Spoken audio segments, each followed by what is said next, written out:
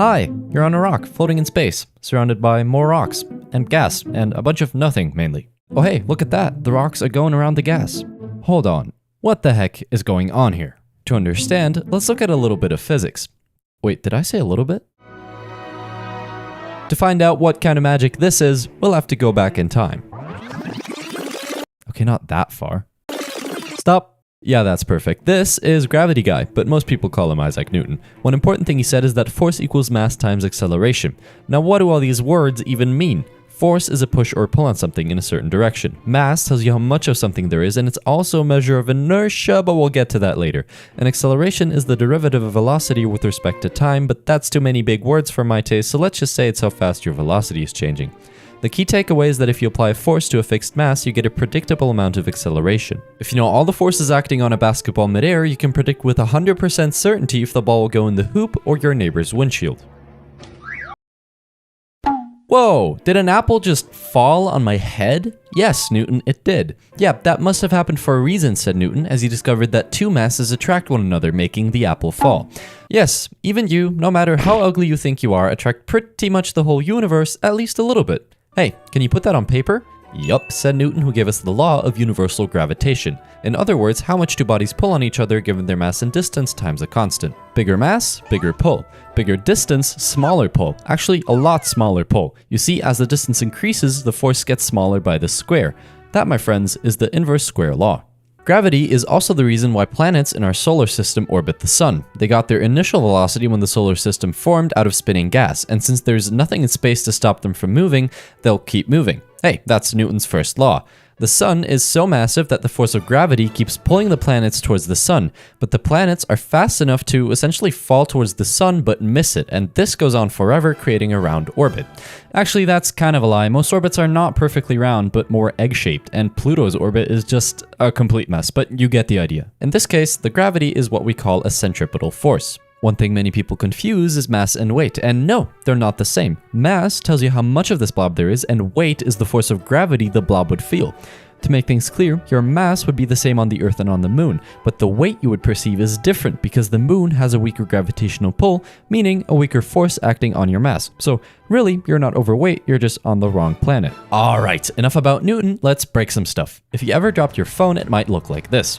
What the hell, ground? Why'd you do that? The answer is energy. You know, the thing kids have after eating gummy bears. Energy has the unit joule, and it's not like force. It doesn't have a direction, it's just a number that's kinda chilling there as a property of a thing. You see, there's two main kinds of energy, kinetic energy and potential energy. In plain English, energy of movement and stored energy due to some circumstance. For example, when you held your phone, it stored gravitational potential energy due to being held above the ground at a certain height. Once you dropped it, that potential energy was converted into kinetic energy as the phone fell. Then it smashed into the ground, and the phone absorbed some of the energy, making the screen go boom. Work is defined as force applied over distance. For example, if you lift an apple by 1 meter, you would have done about 1 joule of work. This happened by converting chemical energy stored in your body to gravitational potential energy stored in the apple. As you may have noticed, energy and work have the same unit joule, so they must be the same thing? No, energy is the total amount of work that a thing could possibly do, and work is just the stuff that actually happened and required energy. If you try to lift a weight that's too heavy for you, you'd feel like that took a bunch of work, right? Well, yes, but your feelings are invalid in the face of physics. Mathematically, no work has been done, because work is force applied over distance, and since you didn't move the weight at all, no distance means no work. The key thing to remember about energy is that it cannot be created or destroyed, only converted. AKA the conservation of energy. Okay, but a car that's moving has kinetic energy. When the car stops, assuming the car doesn't smash into a wall, where does that energy go? When you apply the brakes, there's friction between the brakes and the wheels, causing the car to slow down and creating heat as a byproduct. That heat is then dissipated into the surrounding air, and that makes the molecules in the air move faster. Things that move have kinetic energy, so ultimately, the kinetic energy is transferred from the car to the air. With this knowledge, we can define that temperature is just the average kinetic energy of atoms in a system. You see, all atoms, not just molecules in the air, wiggle, like this. The faster they move, the hotter things get. That is temperature. All that talk about hot stuff, I think it's time we talk about thermodynamics. It tells us that jumping in lava is probably a bad idea, but more importantly, the absolute mess that is entropy. Literally, it tells you how much disorder there is in a system, indicating the number of possible states a system could be in. For example, get an ice cube, no, not that one, yeah, that's perfect, and put it in the sun. The The sun will obliterate the ice cube and turn it into water. Looking at the structure of ice and water, we can see that ice is more neatly organized than water, which just kind of goes all over the place.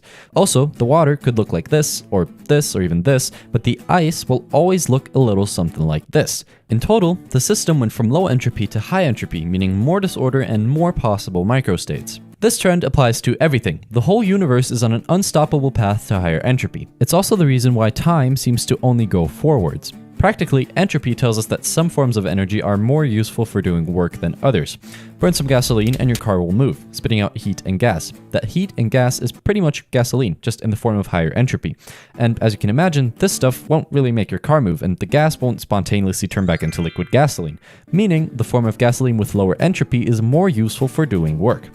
Okay, but if you put some water in the freezer, will it not decrease in entropy? Yes, but the fridge is not an isolated system and will heat up the room more than it will cool down the water, increasing the total entropy. Want to see some magic? Whoa, what just happened? Some electrons apparently moved through some wires and let there be light.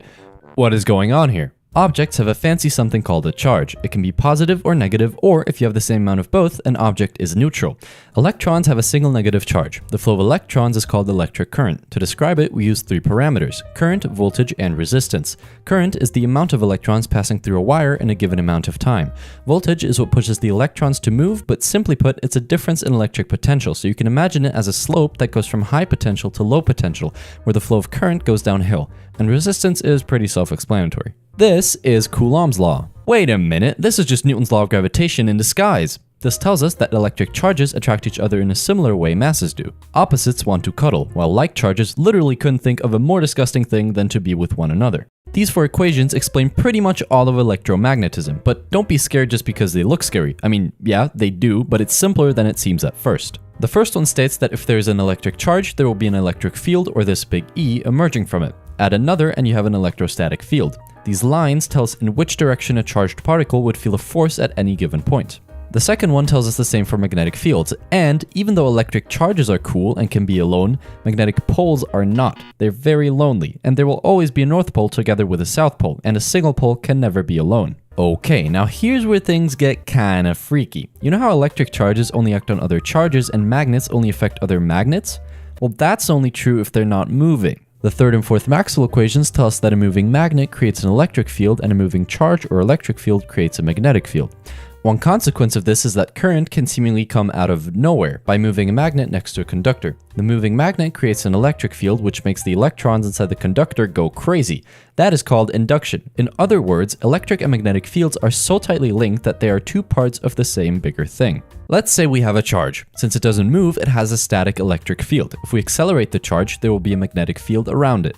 That magnetic field interacts with the electric field, which again changes the magnetic field, and this is a sort of chain reaction that makes the electromagnetic field radiate outwards into space as an electromagnetic wave. Depending on the frequency, the human eye can actually see this. It's called light, but most of the spectrum is invisible to the human eye and is used for things such as Bluetooth, wireless charging, and confusing human apes into thinking magic is real. Hey, can we go back to the water and look at those molecules? Yeah, those. What are they made of? The molecules are made of atoms. Atoms are made of a core and some electrons. The core is made of protons and neutrons, both of which are made of quarks. They're strange yet charming from up top down to the bottom. Oh yeah, there's some more stuff, like for example the overweight brothers of the electron. All of this together makes up the Standard Model, which we believe to be the smallest things in the universe. At least that's the excuse we have for not knowing what quarks are made of. Fun fact, depending on the number of protons in the core, you get different elements. Depending on the number of neutrons in the core, you get different isotopes of the same element, most of which are a little overweight and very unstable, so they fall apart into smaller atoms. That releases ionizing radiation. Not so fun fact, that stuff will kill you. If you have a large group of atoms, you can predict when half of those will have fallen apart. That's the half-life. Depending on how unstable an isotope is, it will survive a certain amount of time. Some don't want to live, some really don't want to live, but some will live far longer than you probably will. Oh yeah, did I mention that light is like the fastest thing in the universe? To be exact, 299,792,458 meters per second in a vacuum. That is pretty fast, said everyone. Also, light is a wave, said everyone. Why? If you shoot it through two teeny tiny slits, it creates a fancy pattern due to interference, which is just a wave thing. You see, when two waves cross, they can add up or cancel each other out. These gaps are the spots where they cancel each other out. So in this case, light behaves like a wave. Nah, screw that. Everything you know is wrong, said Albert Einstein, probably smoking crack after hearing about the photoelectric effect and discovering that light comes in tiny packets called photons. I sure hope that doesn't unravel a whole new area of physics. Anyway, he said, as he continued to casually drop an absolute bomb on the entire field of physics with his theory of relativity. He assumed the speed of light is constant because it arises from two other constants. He also assumed the laws of physics are the same for everyone, regardless if moving or at rest. Now think about it. If two people turn on a flashlight but one person is standing still while the other person is on a moving train, wouldn't the person standing still see the other person's light as going faster than the speed of light? The reality is, no, it would be the same as their own flashlight. That's impossible, except if time passes slower for that person from the perspective of this person. In other words, if the speed of light is constant, time must be relative. Also, gravity is not actually a force, sorry Newton, but rather a consequence of masses bending space-time. Einstein thought the universe is a mesh of space and time, and anything with a mass bends this fabric. Also, all objects move freely on a straight line when moving through space. Gravitation is simply the result of objects following these bent lines which appear straight to them. If you have a hard time understanding this, you can imagine two people on Earth walking in parallel straight lines. Now imagine one standing on the east coast and one on the west coast of the US. If they both walk north, eventually they'll meet at the North Pole. Because of the curvature of the Earth, they ended up at the same point even though they both walked straight relative to themselves. Oh yeah, by the way, energy and mass are kind of the same thing, he added, which explains why atom bombs are so freaking powerful. According to this formula, even just tiny atoms can release a humongous amount of energy by giving up just a fraction of their mass during fission. What is fission? It's the same thing Oppenheimer used to make this thing go boom. You see, there's two main ways to gain energy from changing nuclei, fission and fusion. Fission aims to split the nucleus of an atom into two or more smaller nuclei, which is most often achieved by blasting the core with neutrons. Fusion is the opposite, where you combine two smaller nuclei to get one bigger one. The energy came from something we call a mass defect, where the resulting nucleus is lighter than the starting nuclei. This missing mass is what was converted to energy during fusion. Fission and fusion are cool, but you gotta be careful or you might just blow up the planet. That totally didn't almost happen before. Multiple times. Hey, remember when Einstein said light is a particle? He accidentally discovered a whole new field of physics which he thought is just a giant hoax. Quantum mechanics. This stuff is crazy. Another German guy called Max Planck said, yes, Einstein, you're right. Light does come in tiny packets. Actually, all energy comes in tiny packets, or quanta. Want to know where an electron is inside an atom? It's here. And there, and everywhere at the same time, actually. That's a superposition. It's not in one state, it's in multiple states at once, at least until you measure it. Then it chooses one cozy spot to be in. Schrödinger gave us an equation that gives you a probabilistic model of where you can find it if you were to measure.